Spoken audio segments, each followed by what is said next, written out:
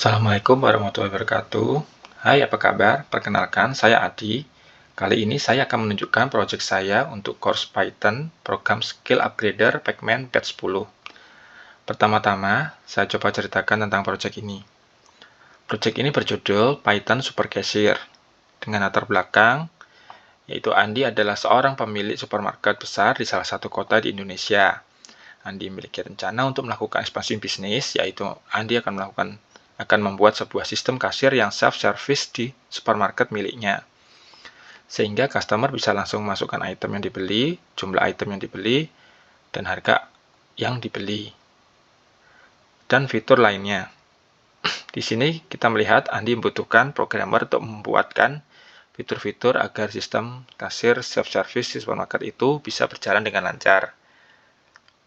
Oke, di sini kita melihat objek dan requirement project-nya adalah membuat sebuah program kasir sederhana yang dapat melakukan aktivitas, memasukkan item yang dibeli, termasuk jumlah item dan harga satuan item, mengupdate nama item, jumlah item atau harga item, menghapus item tertentu maupun hapus keseluruhan item, melakukan pengecekan data yang diinput, menampilkan daftar item yang dibeli, menampilkan jumlah yang harus dibayar. Berikut adalah flowchart-nya. Dimulai dengan membuat objek dari kelas transaction. Kemudian, user diperkenankan memilih apakah akan melakukan tambah item, edit item, hapus order, cek order, atau cek tagihan. Jika user ingin melakukan tambah item, maka metode yang dipanggil adalah add item. Jika user ingin melakukan edit item, maka metode yang dipanggil adalah update item name. Atau update item quantity atau update item price. Tergantung mana yang akan diedit. Kemudian jika user akan melakukan hapus order, maka metode yang dipanggil adalah delete item. Jika yang akan dihapus adalah item tertentu. Sedangkan jika yang akan dihapus adalah semua item, maka metode yang dipanggil adalah reset transaction. Kemudian jika user memilih untuk melakukan check order, maka metode yang dipanggil adalah check order. Jika user memilih untuk melakukan cek tagihan, maka metode yang dipanggil adalah total price. Oke, di sini kita melihat ada beberapa metode yang digunakan di requirement tersebut, yaitu add item, update item name, update item quantity, update item price, delete item, reset transaction, check order, show order, dan total price. Kemudian saya akan menjelaskan potongan kode yang digunakan di project ini. Untuk solusinya, kita menggunakan Composite Data Structure Dictionary. Kemudian kita akan mendefinisikan nama kelas transaction yang di dalamnya terdapat metode-metode yang sudah dijelaskan di atas tadi. Berikut adalah beberapa potongan kode untuk beberapa metode yang digunakan di project ini, yaitu yang pertama, metode add item. Metode add item ini digunakan ketika customer butuh menambah item belanja ke dalam keranjangnya. Di sini terdapat try except untuk menangkap kemungkinan adanya kesalahan tipe data yang dimasukkan oleh user. Kemudian, metode yang kedua adalah metode update item name. Digunakan ketika customer butuh untuk mengubah nama item belanja di dalam keranjangnya.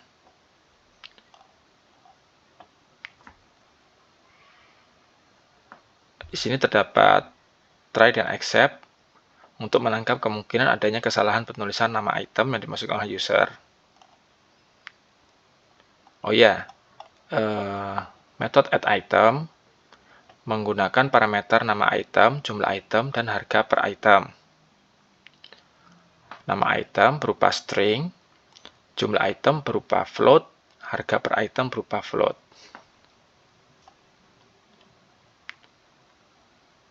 Sedangkan update item name memerlukan parameter berupa nama item dan update nama item, atau nama baru untuk itemnya. Keduanya berupa string. Oke, lanjut ke metode berikutnya, yaitu metode update item quantity. Metode ini digunakan ketika customer butuh untuk mengubah jumlah salah satu item belanja di dalam keranjangnya. Metode ini menggunakan parameter nama item dan update jumlah item. Nama item berupa string dan update jumlah item berupa float. Di sini terdapat dua except. Yang pertama, untuk menangkap kemungkinan adanya kesalahan penulisan nama item apabila nama item tidak ditemukan. Sedangkan yang kedua, digunakan untuk menangkap kemungkinan adanya kesalahan tipe data yang dimasukkan oleh user. Kemudian metode yang berikutnya adalah update item price. Mirip dengan metode yang sebelumnya, yaitu update item quantity. Perbedaannya hanya peruntukannya, yaitu metode ini digunakan untuk mengubah harga satuan salah satu item. Untuk parameternya sama, nama item dan update harga item yang berupa string dan float. Di sini juga terdapat dua except untuk menangkap kesalahan penulisan nama item, dan yang kedua untuk menangkap adanya kesalahan tipe data yang dimasukkan oleh user. Metode berikutnya yaitu metode delete item. Metode delete item di sini untuk menghapus salah satu item belanja. Di sini yang diperlukan adalah parameter berupa nama item bertipe string. Terdapat try except untuk menangkap kemungkinan kesalahan penulisan nama item. Oke. Metode yang berikutnya adalah reset transaction. Metode ini digunakan ketika customer butuh menghapus semua item belanja. Hampir sama dengan yang sebelumnya, yaitu delete item. Reset transaction ini untuk menghapus semua item yang ada di dalam dictionary tersebut. Metode yang berikutnya adalah check order. Metode ini digunakan ketika customer butuh memeriksa semua item belanja yang telah dimasukkan ke dalam keranjangnya. Metode ini akan mengecek kemungkinan input jumlah item atau harga item yang negatif, serta akan menampilkan hasil input seluruh item dengan memanggil metode showOrder. Selain itu, metode ini juga akan mengembalikan nilai pengembalian berupa jumlah kesalahan. Jumlah kesalahan ini nanti akan dipanggil oleh metode total price sebelum menghitung total yang harus dibayar oleh customer. Oke, di sini kita bisa melihatnya.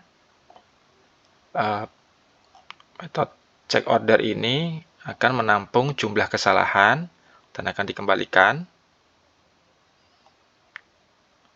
Kemudian metode check order ini juga akan memanggil metode show order. Oke, metode show order sendiri adalah metode untuk menampilkan seluruh item belanja dalam bentuk table. Di sini digunakan pandas. Kemudian metode yang terakhir adalah metode total price. Digunakan ketika customer butuh untuk menghitung total belanja dan total yang harus dibayar. Di sini terdapat ketentuan, jika total belanja melebihi 200.000 maka akan mendapatkan diskon 5%. Sedangkan jika total belanja melebihi 300.000 akan mendapatkan diskon 8%. Jika total belanja melebihi 500.000 akan mendapatkan diskon 10%. Oke, metode ini akan memanggil check order untuk meriksa apakah sudah tidak ada lagi angka negatif pada jumlah item dan harga satuan.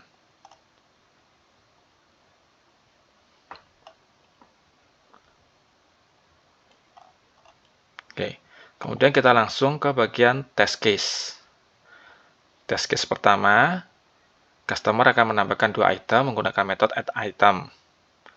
Itemnya adalah ayam goreng dengan jumlah 2 dengan harga 20.000. Yang kedua adalah pasta gigi, jumlahnya 3, harga masing-masing 15.000. Code-nya adalah sebagai berikut.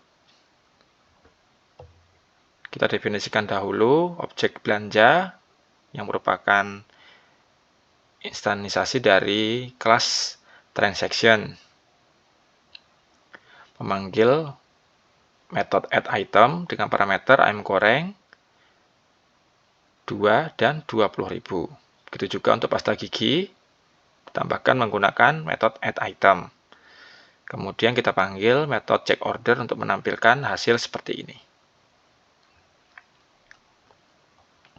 Kemudian test case yang kedua, yaitu customer salah membeli salah satu item dari belanjaan.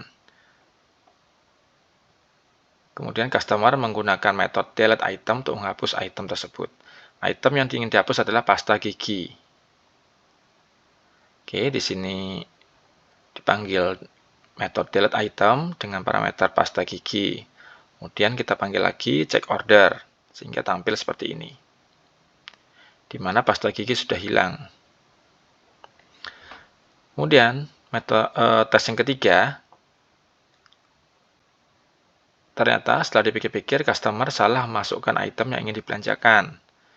Kemudian customer memanggil metode reset transaction untuk menghapus semua item yang sudah ditambahkan.